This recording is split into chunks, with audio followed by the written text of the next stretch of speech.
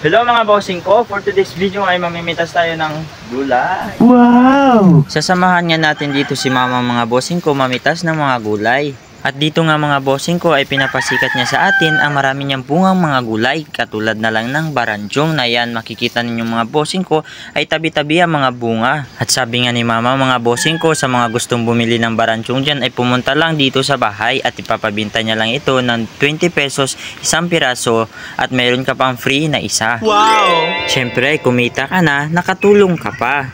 At nandito nga na naman tayo sa iba't ibang gulay ni mama mga bossing ko. Pagkatapos sa okra ay dito naman tayo sa talong niyang kulay puti raw. Pinapasikat nga dito ni mama mga bossing ko ang kanyang talong na kulay puti dahil ang laki nito ay parang itlog lang. Tingnan nyo nga mga bossing ko, yan ang totoong eggplant. Parang pakwan. Ano yan ma? Guerrillas. Sigarilyas at mani.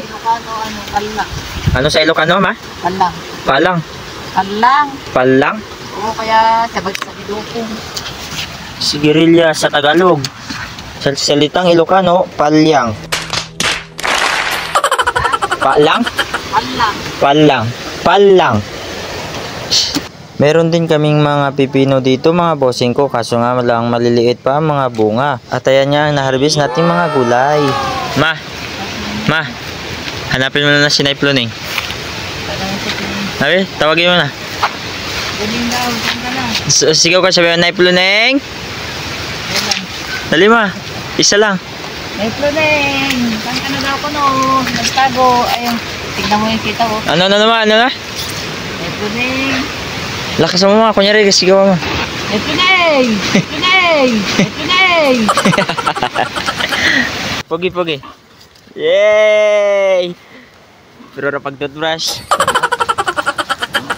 Hey! Pagkatapos nga sa gulayan mga bossing ko ay pupunta naman tayo sa kasagingan namin. Kung masipag ka nga lang mga bossing ko sa bukid ay hindi ka magugutom sa mga ganitong mga prutas. Basta tanim lang ng tanim at mayroon kang anihin pagdating ng mga ganitong kalamidad. Sa mga hindi nga nakakala mga bossing ko, kaya tinatanggalan ng puso ang saging para madaling lumaki. At katulad din nga ng tao, kailangan tuliin para mabilis lumaki.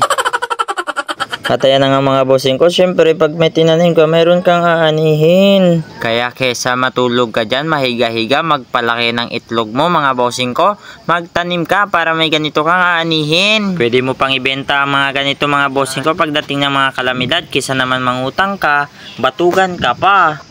Damn!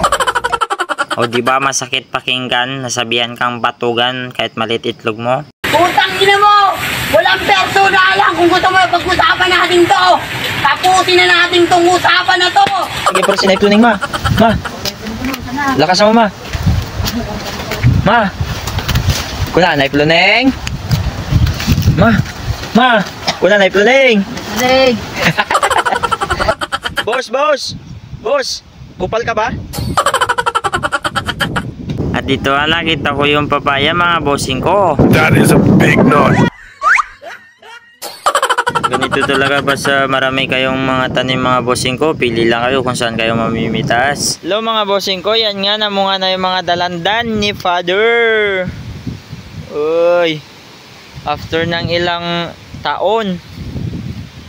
Woo! Bantay lang sa mga pangalag-kalag dyan. Nagabang akong balisong. Pumunta nga tayo ng dagat mga bossing ko at sa sobrang lakas ng hangin ay malatay-tanig tayo dito.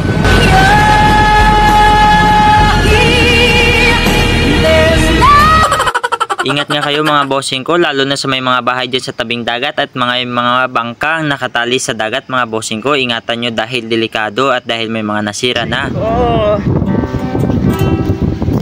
Wow! Sinaypluning pora dyan. Sige. Naipluning. Sige, Sinaypluning ara po dyan. Sinaypluning ara dyan. Ara.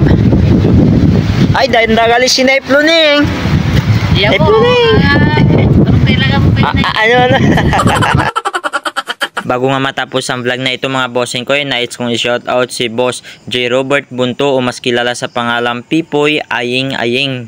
Shoutout sa iyo, bossing ko. Ito na ang request nyo. At syempre, nais ko rin i-shoutout ang aming mga kabida. Sila Boss Michael Ray at si Boss Ariel, Boss Sel Justin at especially kay Boss Franz Venturillo, mga bossing ko. At kung nagustuhan nyo nga ang vlog natin mga bossing ko, please like and share mga bossing ko. At para sa hindi pa naka-follow ay please follow na.